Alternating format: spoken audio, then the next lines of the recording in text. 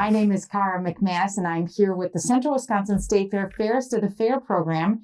And today we are visiting with the 2019 Central Wisconsin State Fair Fairest of the Fair, Jenna Snortheim, correct? Yes. Welcome. Hi. Hi. So you represented us in 2019. Where are you at now? What's happening now with you? Currently, I am attending the University of Wisconsin, River Falls, to obtain a degree in agriculture education. Wow. And so you're hoping to be an agricultural teacher, obviously, around here? Yeah. Right. Obviously. Come back home and be an FFA teacher? Yep. Yes. So my question to you is, obviously, we're looking, the deadlines are coming up for people who want to get into the Central Wisconsin State Fair, Fairest of the Fair program.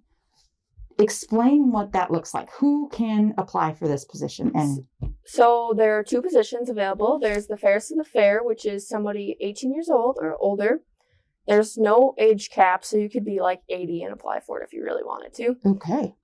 You have to be a resident of this Wood County or like went to school in Wood County, and then you basically just promote the fair, which is really fun. And then there's a Junior Fairest of the Fair, which I also had the opportunity serving that in 2017. You have to be in 7th through 12th grade, like in school, and you get to promote the fair with the Fairest of the Fair, have a lot of fun. So let's say I'm interested in doing that. So what does that job description look like? What does it entail? So your Fairest of the Fair and the Junior Fairest of the Fair, the program is very similar. I mean, it's pretty much the same. You do pretty much the same stuff. You introduce acts at the fair, and you just be the public eye for the fair program. Like for the Fairest of the Fair program. So you promote the fair throughout the summer, going to parades and dairy breakfasts and pretty much whatever is going on. So you get to be like the representation for the fair. So you're the face of the fair is what Yes. you're telling me. Very cool. So you did this in 2019, before COVID, obviously. Tell me about your experiences as Fairest of the Fair. Like, what was the best part? I think the best part is like being able to meet all these new people. Like, you get to meet different acts, and you go to different parades and different dairy breakfasts, and you meet people. Like, you get to meet, I don't know. My favorite part was, like, introducing the grandstands and handing out ribbons to the little kids at the fair. Little Britches is so fun because those little kids, you get to interact with them and, like, ask them about their calves, and they think it's so fun to interact with you. So I think it's fun interacting with people and just seeing people's faces and telling them about the fair and just seeing their smiles about the fair. So when you look back on this, like if your experience, what did it teach you? I would say it mostly taught me like how to introduce yourself and just how to be proper. And then like just how to public speak. Like I've always liked public speaking. I like talking in front of people. But like when you talk in front of a group of 20 people versus a group of 200 people, it's really a big difference. So I thought it was really fun just to like learn to public speak better and just learn to interact with people of all different people. So let me ask you this. If I don't like public speaking, or I'm nervous about it, or I'm scared, do I still? I would still apply. You gradually, so like the fair is the end outcome. You get to work all the way through the dairy breakfasts and the parades. So you get used to that public speaking aspect, and you get better, and you'll figure it out. It's really not that difficult. And many times it's really just, a lot of times it's just one-on-one too, isn't it? Like just talking and introducing yourself or in to small people. Groups. Very small groups, right? And you're always surrounded by the attendants of the fair. Yeah, you're always surrounded by 2 to 3 other people. Like, so we always were the Fairest, the Junior Fairest, and the runner-ups for both of those. We always go together to do things. So you're at least in a group of 2 people, so you always have someone there with you. So it's not as nerve-wracking when you know someone at least. Right. So 5 things that you think that as an applicant, 5 things that you think that they should know. Without a doubt, like, I wish I would have known this.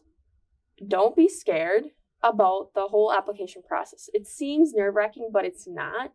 Don't be scared about your interview because it's not scary. It's just like talking to normal people. And the coolest thing is normally the judges are people from around the community. So you get that connection. You get to make that community connection.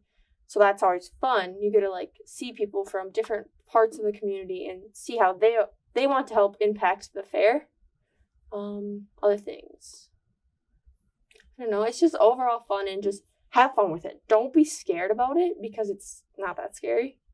But it seems scary to someone who hasn't done it. Like when you started, were you scared? No. No.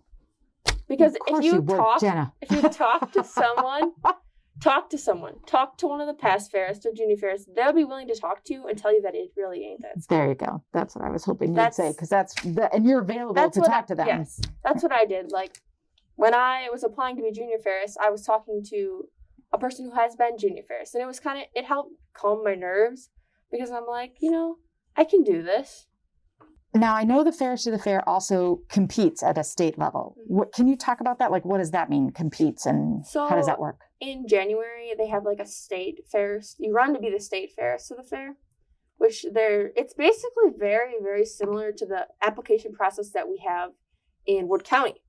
You do group interviews, and you do single interviews, and you public speak, and it's very similar. Is it fun? Yeah.